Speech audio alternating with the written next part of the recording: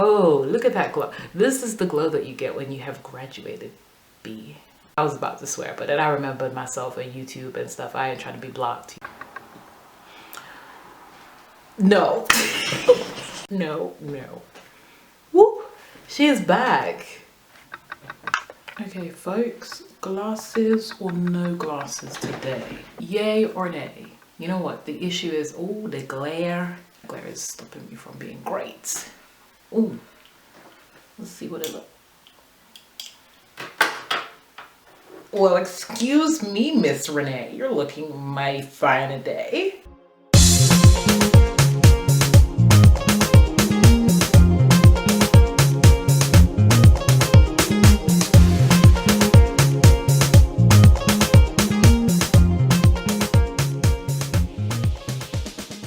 Welcome back to my channel, friends. It's been a minute. I've literally just been doing life, you know, unplugged. I was actually going to record, vlog my graduation season, but I was just like, some of these life things you've got to just enjoy by yourself. And enjoy and be present. And like, I am the biggest advocate of like living life to the fullest. So I had to take my own advice. So I'm excited. Like I've been up to some really exciting things and projects in the meantime. I went to Los Angeles for the first time, which was great. I went to New York for like the 4th time. So that was also great. I got to see so many of my friends this season, which was fantastic and amazing. Yeah, no, I've just really been enjoying my life, as you should. You should be enjoying your life. So I'm not even gonna apologize for that. I'll apologize for being late on the video yet again. But yeah, let's get straight into the video. Now this video was totally unplanned. I was scrolling the TL, looking at like Instagram and stuff, and the same things kept on coming up again, and I was like, you know what? Let's do a video. And here we are. So the topic of today's video is the problem of manifesting inequality in activist circles.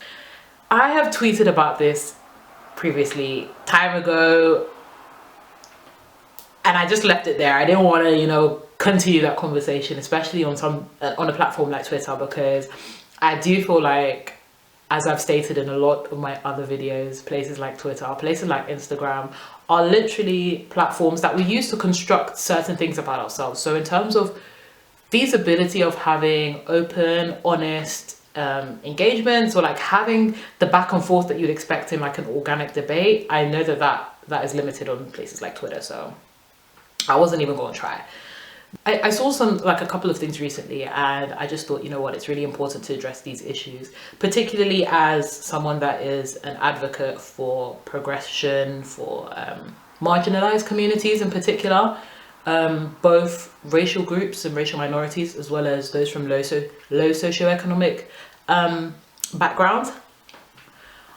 And I feel like activism in this like social media age has become so performative to the point where it's really difficult to be seen as a credible like activist or seen as someone that advocates on behalf of a particular group if you don't have, you know, if you don't like postulate on social media, if you don't make very clear what your stance is on social media about a certain thing. And I feel like this like need or compulsion to make it very clear to, you know, the world at large, strangers, blah, blah, blah, on social media that, you know, I feel this about this particular way and you should feel it too.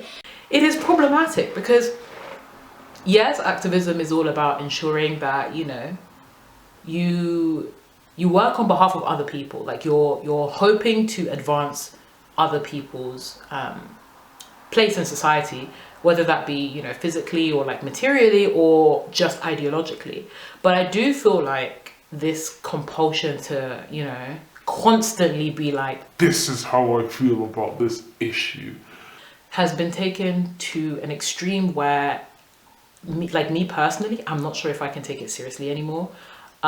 Insofar as like, I feel like that kind of talk or like that kind of virtue signaling needs to be matched in action. So what are you doing physically? What are you doing materially? Or what are you doing beyond the camera? Like when you put off the camera, what are you guys doing beyond the camera that's actually impacting these communities? What kind of activist work are you actually getting into?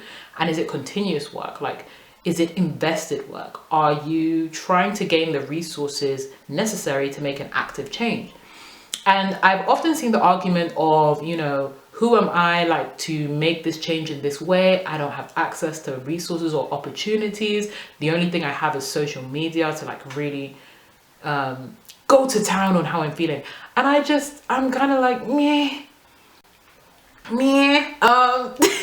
I don't know. I feel like there just has to be some kind of action, you know? And I guess that's, you know, my own biases coming through insofar as feeling that actions are necessary to punctuate rhetoric. But I just feel like social media is becoming an echo chamber of pseudo activism where people are acknowledging or like postulating a very specific stance, but in their actual work it doesn't feel like there is action to match that rhetoric.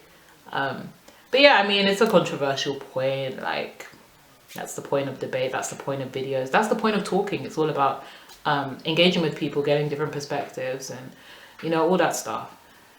Another huge issue that I have with like modern day activism is, so there's this quote by incredibly influential, prolific writer, academic, feminist, Audre Lorde: "You cannot dismantle the master's house with the master's tools." And I think that is a very interesting quote and very pertinent to when we're speaking about like activism, its relevance, the way that it manifests, and how we go about making change in the interests of liberation. And it really draws attention to not just about the change that we make, but how we make it. My issue with activism, a lot of activism today, is the fact that we are often reproducing these same structures of inequality, but we're just masking it under activism. Like, I have a really good friend of mine who tweeted recently about inequality and the fact that a lot of people are not actually upset about inequality, but they're upset that they're on the wrong side of inequality. And that's something that I've been grappling with over the past year or so, particularly in my like philosophy classes and my own like musings, is the fact that there's actually a lot of people who claim that they want to eradicate inequality, but their actions or the way that they are going about these kind of things are, in my opinion, very reminiscent of the same people or the same structures they're opposing. So I'm just like, honey, what are we doing, you know? What are we doing? And guys, like, do better. No, I'm kidding. Well, I'm not kidding. You know, in every joke there's a bit of truth. We do need to do better. But yeah, basically implementing the same tools or like the same structures or the same epistemologies and stuff, invoking these same things in the name of liberation, but you're actually ostracizing further another group. It's ridiculous. It actually is ridiculous. For example, if you're advocating on behalf of, you know, racial groups or like on behalf of racial inequality, why are you holding homophobic views, for example? Or why are you advocating against the oppression of a subsector of that same community that you're claiming to want to liberate? For me, liberation needs to be holistic. You need to take into account of the fact that yes, you're liberating a group, but that same group is not homogenous, and you cannot both hold the title of victim whilst you're actively being an oppressor. It just doesn't, it's a bit, you know, out there. Or advocating on behalf of a racial group or, you know, ethnic minorities, but then having very misogynistic views. I'm just kind of like, and you know, I accept the fact that human beings are complex individuals who are privy to all sorts of like complex ideas, notions, are still dealing and grappling with notions of self and all of this, you know, palaver. But at the same time, does it even make like, you need to be consistent, you know. you gotta fix those cognitive dissonances that you have in your life. You can be telling me, oh, I want to help people, but you're actively saying, I don't want to help these people. what you like. I have a problem with it, but I think I have more of a problem with people that are not straightforward or honest about their views in upholding the interests of a specific subsector. Don't play and say, I'm trying to get freedom for all minorities, all marginalized communities, when there's specific marginalized communities or subsections within those marginalized communities that you don't care for or you're actively oppressing. It's stupid. It's like, it's dumb, but I don't know what to tell you apart from the fact that you're mad and you have no one to tell you that you're mad. No, I'm kidding.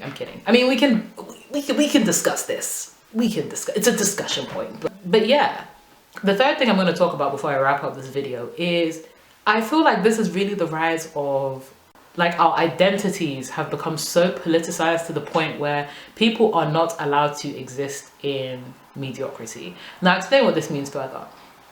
Basically, speaking from my experience as someone who is Black, you know, from a marginalized community, all of that kind of stuff, I feel like my identity has been inherently politicized to the point where I can no longer dwell in mediocrity. Like, I can no longer just do things for the sake of doing things when I want to. Everything has to be seen as like revolutionary, inspirational. And I get that, you know, it's important to have these narratives exist so that other people can come after you. It's important to have these narratives insofar as like changing norms and stereotypes about, you know, people who are like me or identify with any of my identities. But at the same time, like, sometimes I just want to chill and like watch a movie or like go out with friends, or like I just want to like eat, or like I just want to do stuff. Like, I don't want to be forced into activism by virtue of my identity being politicized by society. And I feel like both some marginalized communities, like within them, as well as like dominant oppressive communities, tend to like perpetuate this idea that if you're not an activist and you're not actively like Advocating, like, yeah, like you're not out there for your community, then in a specific way, mind you, not even that you're not like an advocate, if you're not demonstrating that you're an advocate in a very specific way, all of a sudden it's like, oh, you're an outcast, oh, you're not a supporter, oh, so you're not helping us. Is that what this is? You're taking a back seat. You know, like, why does everything have to be so over political? Like, why? Sometimes I just wanna, I don't know, like, for example, sometimes I just want to banter on Twitter or like banter on Instagram, and I feel like I can't do that. But sometimes, you guys know I do what I want. If you see some of my Instagram captions and my tweets and shit, you know that I do. But what, like, dude, let me banter. I'm young. I like to make jokes. Do you know what I mean? But whatever. But yeah, no, those are just some of my thoughts, guys. I'm so interested to hear what you guys have to say on this, the rise of the fake activists. But yeah, listen, my battery is shouting at me. This video is probably going to be too long, but it's all good in the hood. It's good to be back. I'll be back with another video sooner than you can say. I'm trying to think of the longest word that I know in the English dictionary. If it's a word, supercalifragilisticexpialidocious. I'll be back as soon as that. So my love to you guys all. Bro, you know what I think? Oh gosh.